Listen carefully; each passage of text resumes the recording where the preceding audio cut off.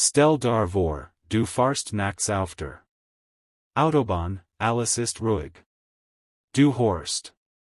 Dein Lieblingsplaylist und plötzlich im Rückspiegel siehst du die blauen Lichter. Dein Herz macht einen Sprung. Die Hand werden Schweißnass. Du fahrst ran, der Polizeibeamt kommt ans Fenster. Und dann fällt der Satz, der alles verhindern kann.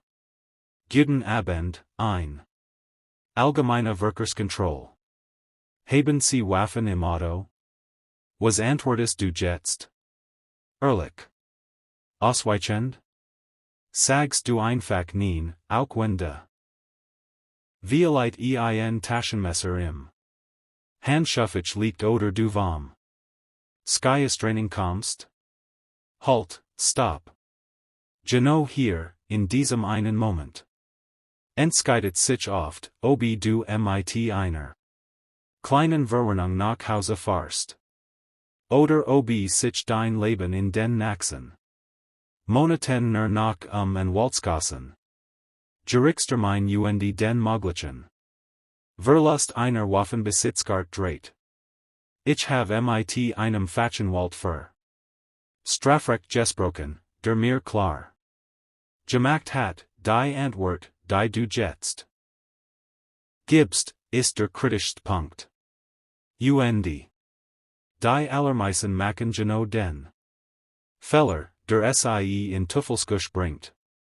Beaver du jetzt denkst, das betrifft Michigan doch nicht, lass Michigan da ein Frage stellen, die du ehrlich in den Kommentaren beantworten sollst. Wenn ein Polizist dich morgen fragt, ob du Waffen im Auto hast, was wär dein spontan erste Reaktion? Sag es mir unten, denn ich verspreche nach diesem Video wirst du dies Frage nie wieder so beantworten wie für das ganz richtig einordnen zu können, müssen wir zuerst mal klären, was überhaupt ein Waff im Sinn de Gesetzes ist. Und de Wort es für viel schon überraschend. Die meisten denken bei dem Wort Waff sofort an ein Pistol oder ein Gur. Aber das deutsche Waffengesetz, das Waff, ist de wesentlich umfassender. Es unterscheidet zwischen Waffen im engeren Sinn, also Schusswaffen und dann den sogenannten sonstigen Gegenständen, die als Waff gelten können. Und genau da liegt die Fall. Hast du ein Handmesser im Auto, also 1, dass du mit einer Hand offen, vielleicht mal als an Denken mitgenommen hast. Vielleicht sogar einen Teleskopschlagstock, den jemand mal für alle Fall ins Handschuffich gelegt hat. All das sind im rechtlichen Sinn Waffen. Und wenn du die im Auto hast und die entsprechend Erlaubnis, dann bist du nicht nur im Bereich einer Ordnungswidrigkeit, sondern ganz schnell im Bereich einer Straftat. Ich have mal einen Fall gehört. Da hat ein junger Mann seinen alten Wehrmachtsdolch, den von seinem Großvater geerbt hat, liebevoll verpackt im Kofferraum, in zu einem Freund zu bringen, der sich für Militär interessiert. Die Polizei hat ihn eingehalten und als die Frage nach Waffen kam, sagt nein, hab ich nicht. Bei einer Durchsuchung fand den SIE den Dolch. Dacht, es sei ein Antiquitat. Der Staatsanwalt sah das anders. Verstes gegen das Waffengesetz, führen einer verbotenen Waff.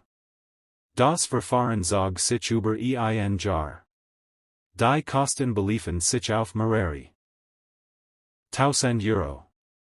Und das alles, weil ehrlich sein wollt und gesagt hat, have nichts. Und hier kommen wir zum Kern des Problems, zu dem, was der Anwalt mir mit Nachdruck gesagt hat. Die Frage, haben Sie Waffen im Auto? Ist ein Suggestivrig. Sie ist darauf ausgelegt, ein Fall zu stellen. Nicht im bösen Sinn. Die Polizei macht ja nur ihre Arbeit, aber sie ist rechtlich hochrelevant. Denn wenn du nicht sagst und es Word später doch etwas gefunden, dann hast du nicht nur den Verstes gegen das Waffengesetz im Hals, sondern du kommst auch noch in den Bereich der Falschaussage. Der Anwalt sagt mir wörtlich, das Allerschlimmst, was man tun kann, ist auf dies Frage zu antworten. Egal, ob mit ja oder nein. Denn wenn du ja sagst, gibst du im Prinzip sofort die Erlaubnis zur Durchsetzung. Du lieferst den Grund dafür selbst. Der Polizeibeamt hat dann einen konkreten Empfangsverdacht und darf dein Fahrzeug ohne weiteres durchsetzen. Und wenn du nicht sagst, legst du dich fest. Sollt später doch etwas gefunden werden. Und sei es, weil